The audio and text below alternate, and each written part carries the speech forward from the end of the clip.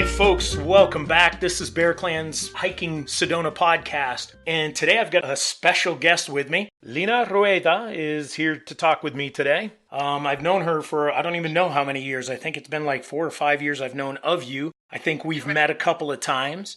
Might have been out on the trails. I think we've met in a couple of meeting places. Yes, you're right. That's correct. But anyway, folks, take a listen, enjoy the conversation. And Lina, if you could do me a big favor and just kind of tell everybody a little bit about yourself, just to start things off. Sure. I'm a native Californian, born and raised, most of my life there, of course. And I have been here for 15 years in May, here in Sedona. Oh, yay. Yeah, right. Coming up on an anniversary. Nice. By trade, I've always been in the executive administrative fields of corporate America, but today I follow my heart more responsibly, meaning I do have a day job, but I'm also a writer of many things. Nice. And I'm just finishing my book to get into editing, which is titled right now as a working title, Desert Heart Crimson Soul. Ooh, nice. What's that about? Well, it's based on real life events, and basically everybody has their story and their journeys, and mine basically talk about the signs I missed and that type of stuff where we think that we're making the right choices, but sometimes we screw up a little, and how you can get back on track just by maintaining and getting back on your journey. Right. Your authentic journey. Yeah. So I'm looking forward to this book getting finished and on its way. Fantastic. What a great place to be writing anyway. Yes, absolutely. All right, so I'm going to hit off the questions right away. I usually ask this of everybody is, what was it? What was the catalyst or the thing or the moment that brought you to Sedona? And how was your first visit here? My first visit, when I came out here, as silly as it sounds, my choice was made because my friend Destiny and Jeannie were my first travel mates out here back in, I think it was 1999. And it was a very magical visit. I really didn't know what Sedona was about. I was just on my journey, so I really had no idea that Sedona was supposedly this metaphysical spiritual mecca. Right. That is now known as. So, yeah, it was quite magical, but again, I didn't realize how magical it was until after the fact, you know. I know. That's pretty standard for everybody here, isn't it? Yeah, I have to say it is, and I just knew it was my home from the first visit. Exactly. That's exactly how it came to me, and that's how it's come to a lot of people. The metaphysical part, the spiritual part, the depth that Sedona has. Growth, every which way. And when people Absolutely. ask me, what brought me here, my first answer is I followed Destiny because my friend Destiny. Oh, that's cute. That's cute. I know. It's so silly, but I just love singing it. It's perfect. That's perfect. And I tell her I do it all the time. She cracks up. So along with Sedona kind of welcoming you home, what was it like? How did your emotions flow when I don't even know which direction you came in from. It doesn't matter because when we come into Sedona, it's red rocks and oh my God.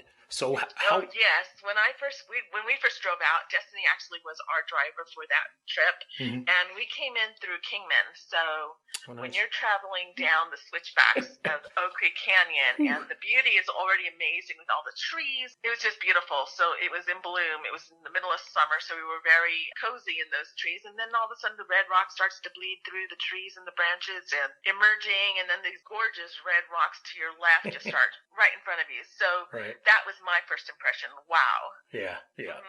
And for the stay that you were here, was it a short stay or was it a week or what?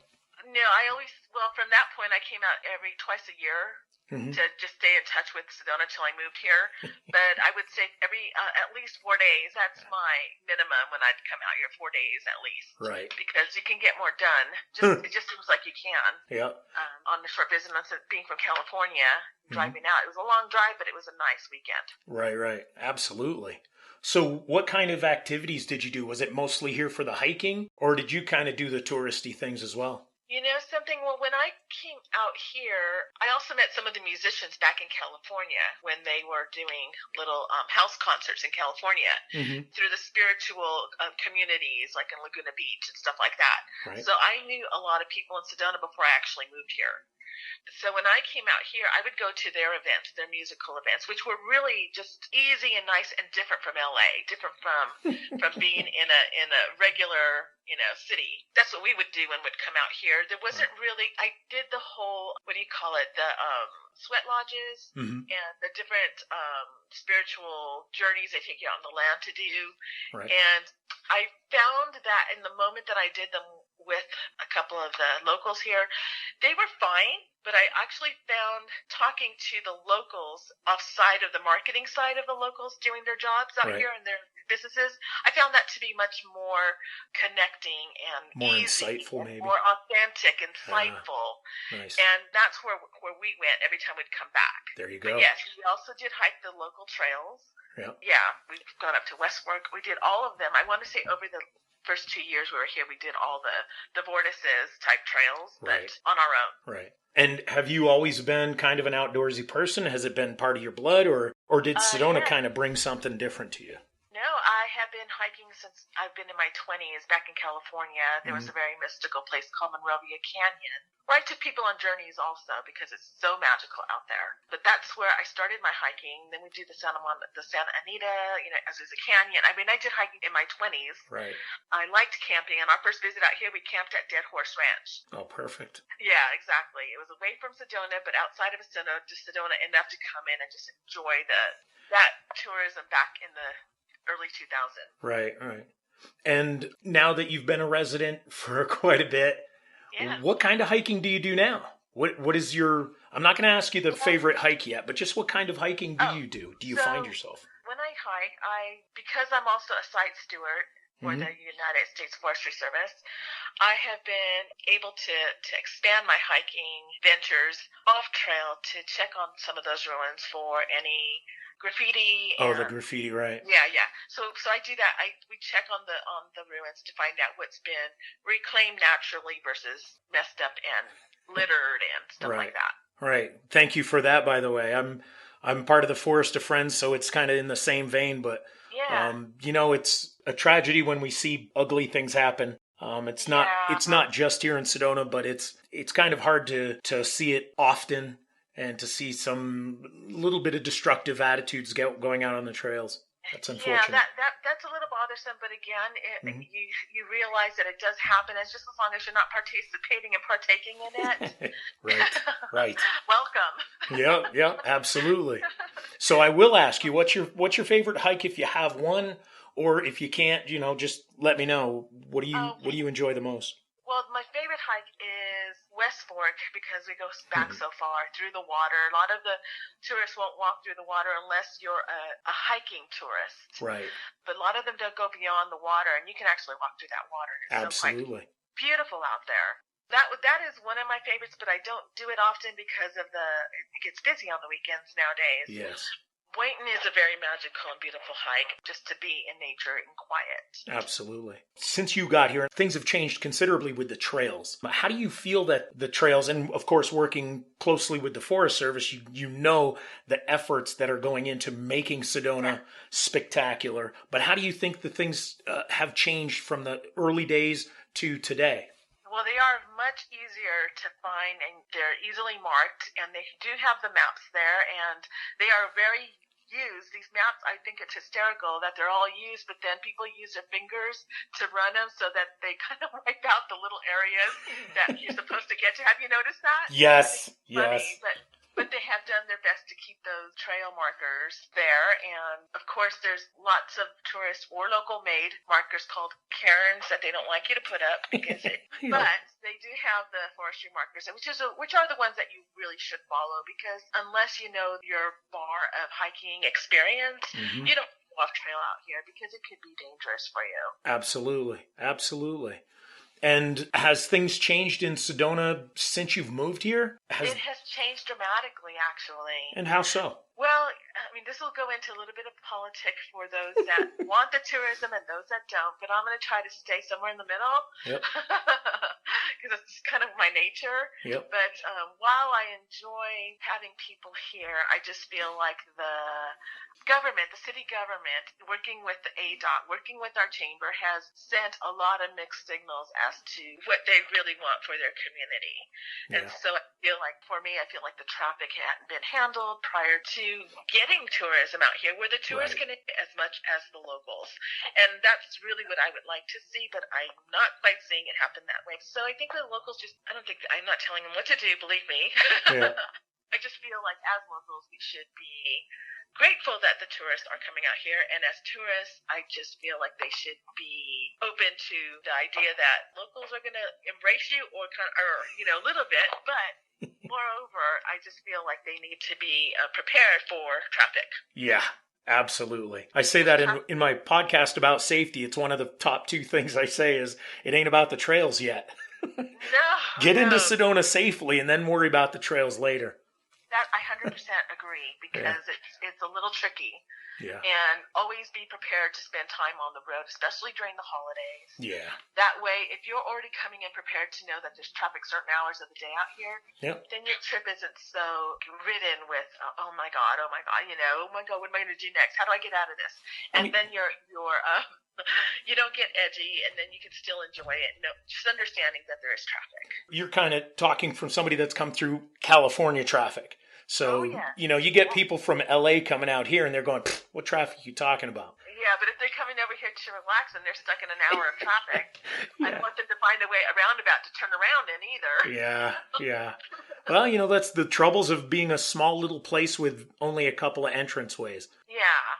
And then that's kind of how we met, was that whole National Monument issue. There was. Yeah. I think that was where we first met. Yeah, right at that meeting house or wherever it was located. I forget what the building was. Yeah, and so there. I feel like that's going to come around the corner again. So get out here while you can before they start monumenting us. Monumental changes. Boom, boom. Yes, exactly. No pun intended. I mean, every pun intended. Absolutely. So have you brought family, friends, or anything like that? Like business partners, acquaintances from California days. Have you brought people to Sedona? I haven't really had to bring them. They have called me.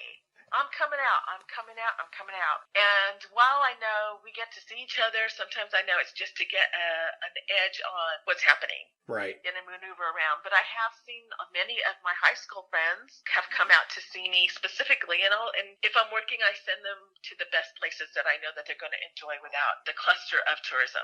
Yeah. So, yes, my family has been out here. Yeah, and they love it. All of them have come out and come out again. So what would you try to tell somebody if, let's say you went back to Cali and you're just visiting and a couple of folks said, hey, don't you live in Sedona? What's that all about? What would you be able to tell them? First, that even because it is traffic, I just have to reiterate the traffic, and then after that, it would be to let me know when they're coming out, because I will let them know that there are trails that aren't the mainstream for the tourists that come through for the vortices. Right. Okay. Although that's what I would tell them, because there are so many other areas that have that electromagnetic current that runs through the land that is as powerful, if not more significant, than what they're calling the major vortices. Vortices, yeah, exactly. Okay. If you had the opportunity to hike Sedona with anyone today or anyone in history, would you be able to choose somebody, and who would that be? Would I be able to choose somebody? Off the top of my head, I'd love to walk with John Lennon. Wow. And if I was going, and you're going to crack up, but I'd love to have a conversation with Bhagwan Rajneesh. Really? Yeah, his name is Osho. His other name was Osho, but man, he's a trip. I want to say by philosophy, not by the group that has been through Sedona. Right. Okay, cool. They're minds. They're the two that I would probably want to converse with on the trails. Excellent. Well, that's awesome. Well, I don't have any more questions, but do you have anything you'd like to say to the folks? Is there any thoughts that you might have had or wish you could say? The biking side of tourism here. Yep. While we all share those trails, just know that not all bikers have the etiquette to tell you they're on their way.